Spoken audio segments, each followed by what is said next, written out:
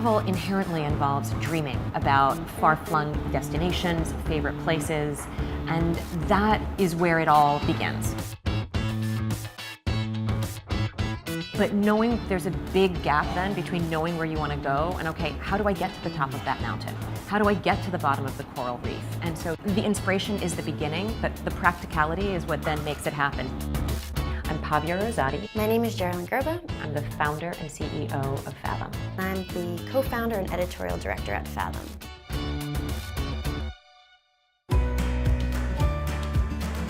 Fathom was born from a desire to build the travel website that was missing from my life. It's a total drag to look on the internet for any kind of trip. And so that planted a little bit of the seed. And so we started scheming and planning, and really it began with what would the perfect travel website that we want look like. We like to think of Fathom as the next generation travel website. It's a mix of practical and inspirational at any stage in the trip planning process. So for people like ourselves who would not necessarily ever use a travel agent but want a little bit of that hand-holding for certain trips, it's helping create itineraries and tour plans for you, for your family. Travel inspires me on a daily basis because I think that travel is really about constantly testing your own ability to think quickly, to have to learn to interact with people who are maybe very different than you. Everything is new and everything is fresh.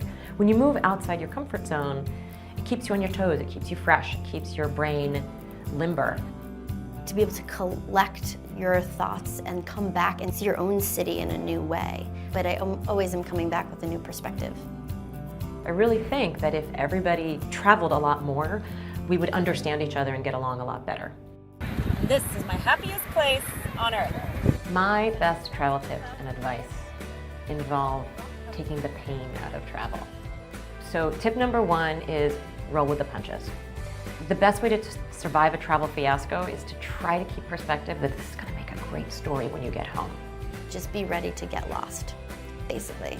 Plan all you want, but not anticipate getting anywhere in particular, because then you're really open to new experiences. As cliche as that sounds, it's really true. And I also think it's really important to come up with what your special little travel ritual is. On the last day of any trip, I always wake up and I watch the sunrise. It's just a sweet little thing that I have with myself. What I love about what I do is that I get to spend all day helping people connect with beautiful experiences all over the world.